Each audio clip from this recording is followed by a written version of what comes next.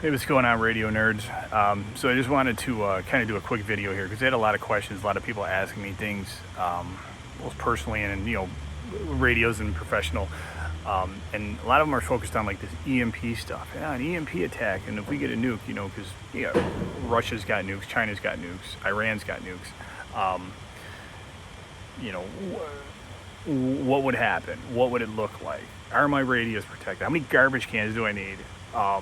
And so I can't say we don't know. We have a pretty good idea, right? Because there was only one time in history that a nuke was detonated over a populated area, and it was 1945. Now, remember what cell phones looked like and computers looked like in 1945? Exactly. They didn't exist. So we have to use data, what we think it would look like. Now, I'm public educated. I'm not a physicist.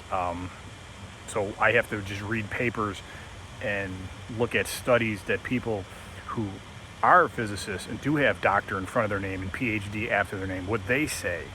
And with that being said, there's a great thing that was published in 2002. It's called the EMP Commission, and they literally looked at exactly just that. What would an EMP do to the United States?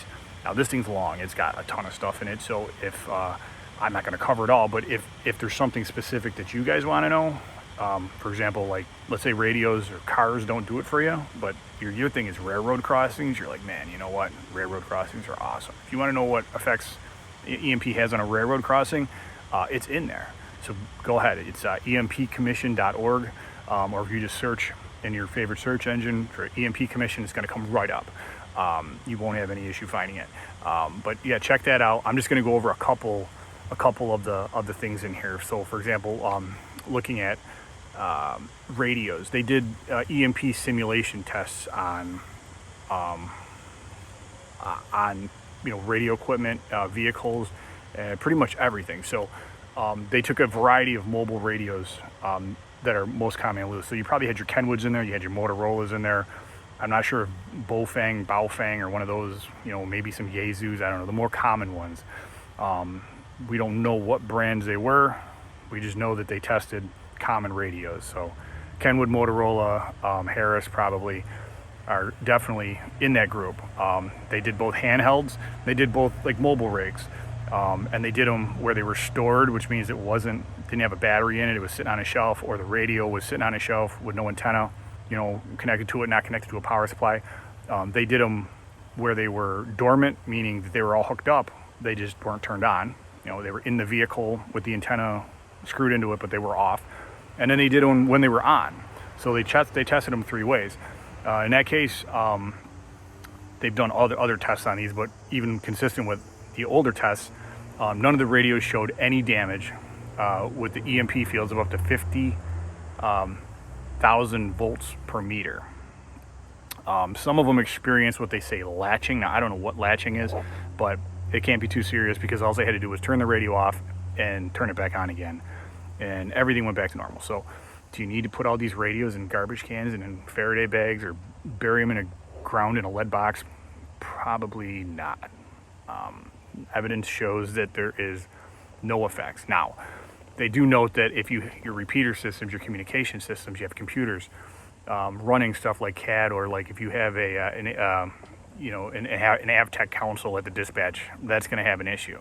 Now, not because it's interfering with the radio, but because the AvTech console itself is probably connected to the power grid. The power grid is like an antenna. So if you detonate it in the atmosphere, now you detonate a nuke over the atmosphere, the grid is going to pick it up. The grid is going to run it through everything, and you're going to have it come into your house. It's going to come into businesses. It's going to come into train crossings. It's going to come into that Radio Shack at the bottom of your tower, and any telecommunication equipment that's in there is going to be affected by that. If your radio is just plugged into the wall that's on that grid, you're going to have a problem with that power supply. The radio itself is fine. Inside your vehicle, the radio is fine. Now, let's go to vehicles now, okay? What would happen to an automobile if it was hit by an EMP? Well, they tested a sample of 37 cars.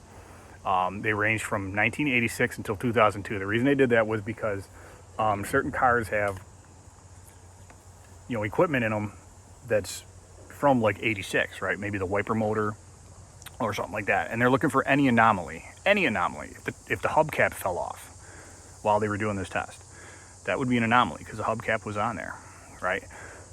So out of these 37 cars, they were exposed to EMP fields of up to 50,000 volts per meter. There wasn't really any issue with there was no issues, no anomalies with the vehicles turned off. So if your vehicle's sitting in your driveway, nothing happened to it. When they were running, there was a couple vehicles that did shut off, that they literally just had to go in and turn the key and start them up again. Didn't affect them in any way other than they stalled. There was some of the vehicles did have like a nuisance where there was a flashing dash light. It doesn't say what dash light was flashing, so we don't know how serious it was, if it was an airbag or it indicated that the seatbelt was unplugged, or maybe a check engine light that was indicating some evap system on your gas tank was not doing something, but it didn't affect the vehicle driving. So if you were trying to get home from work, EMP goes off, your vehicle may stall. You'd have to shift it into neutral while you're gliding there and start it up again. And then when you did start it up again, there's a potential that you have a dash light on. Okay, serious stuff, right? So that's where you're at. Now, does that make it to, now again, for me, this is, I'm just picking on them. This is a veteran-owned company. They're not a, I don't consider them like scam artists or anything like that. Don't get me wrong. It's a veteran-owned company. These are people that are producing a product that people want. It helps them sleep at night. Do you need it? No, nothing indicates that there's any problem with vehicles and EMPs. So, that's going to be your determination on whether or not you need it or not. Me, I don't think I need it, so I did not purchase one of these. Now, some other areas of concern would be the house, right? Your house is connected to the grid, unless you're completely backwoods and you're on solar or something. But your house is connected to the grid. If you have a backup generator or a backup solar system or whatever, when that EMP hits, it's going to hit your grid. It moves extremely fast. So there's three phases. There's an E1, an E2, and an E3 phase. Your E1 phase comes in at 1 microsecond or 1,000 nanoseconds after it begins. So it's fast, right? It's super fast. If you have just a surge protector, a lightning strike detector or something like that, it's going to burn that out before it trips it, right? Your circuit breaker will probably pop, but by then the surge has already gone through and all your stuff is toast, right? So these are obviously problems. So we need something that's going to grab an E1 phase first of all. Now your E2 phases are significantly faster. E2 is 1 microsecond after the explosion to 1 second. So pretty much wherever the first one ends, this picks it up for like a second. So you're looking at a pulse that's going to last a second. Your E3 is the least speedy one, right? That one lasts tens of seconds up to hundreds of seconds. So these could be going on for like over a minute. So this is something that's easily captured. Now, when looking at products, I'm just going to pull up. This is Lowe's. So this is not like I went somewhere ridiculous to find this stuff. These are surge protectors, and they're available at Lowe's. You see here, there's different amperage ratings. So you'd get the one that you would need for your electrical usage, right? 60 kiloamps, 36 kiloamps. This is something that you'd have to figure out. But these go right on your electric panel, and if your electric panel experiences a surge, this dumps it to ground. It just completely cleans it. Now, these prices are a lot cheaper than what other people are selling EMP ones for. But can it work for an EMP? And it's just a surge protector. Well, if we look at the specs here, again, we know E1 is a microsecond or 1,000 nanoseconds. If we look up here, this response time of these things, it works. And see, it's got 5,000 hits. Now, when a EMP detonates, if somebody detonates another one, and another one after that, it doesn't go E1, E2, E3 again, it goes right to E3. So this takes 5,000 hits. That's a very specific number. So I don't think it stops after 5,000. I think they were just like, dude, let's go home. Let's go get a beer. That's why it's 5,000 hits. They didn't want to take it to 5,001, but they can't guarantee that it's going to work 5,001 because they only hit it 5,000 times. So that's where I'm at. This is what I have on all my systems. And it's just, again, it just wires into the panel like you'd wire a breaker. You just put this right in there, and it's 3 wires. And yeah, any surge that comes through, it goes to ground. It also lets you know if it's malfunctioning. There's lights on it, and there's also an audible alarm. So when one of them goes bad, and they got a 10-year warranty, so you know they're there for the longevity. But you're going to know if it's not working, because it's going to let you know. The lights on it are going to tell you, and like I said, there's an audible alarm that lets you know too. So this is how I've been able to do that. Now, I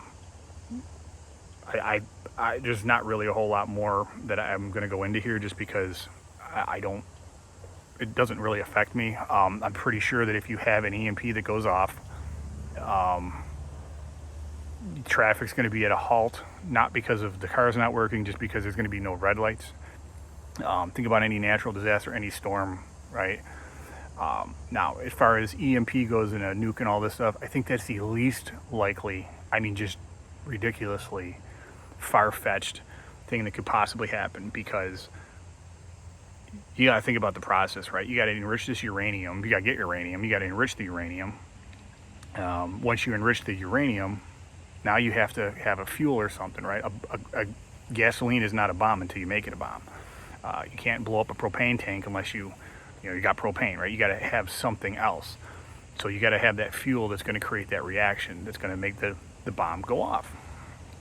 So you're going to have to go through that process. Then you're going to need a way to deliver it, right?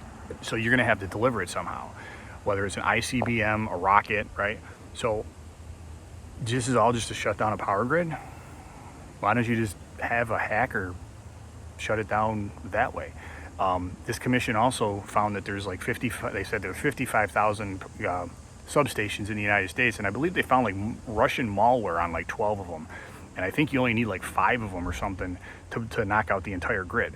So, like, why would you have to have a 3-stage rocket that's going to re-enter Earth's atmosphere just to knock out power? I think that's the most least likely way that, as far as an attack goes. I think your attack is going to be, if it's going to be cyber, and that's what you should probably be building more towards, is a cyber attack, not a EMP attack. So your stores are not going to have food because there's no trucks to pump gas. You get fuel in a truck, and electric to run factories, and refrigeration is going to be a problem, and eventually your municipal water supply is going to run out. You're going to have the sewage, right? There's going to be sewage flowing in the streets because it's going to come out of the sewers because the treatment plants, they're not working, right? So I think you have bigger problems, and that's all in there in the EMP commission. Again, just think about what they say in there, and just take out EMP and change it for cyber attack. Your scenario's the same. Everything's the same. So hope this talked you guys out of a ledge, or maybe you can spend money where I believe it's more appropriately spent, if this is your thing and this is what you're getting into. But that's where I'm at. You guys have fun. I hope you learned something. I hope you think it's interesting. I'd love to see the comments on whether you think I'm right or I'm wrong, or you can argue with me. Maybe you're a PhD holder that knows nuclear physics, and like I said, I'm just a publicly educated guy. Have fun.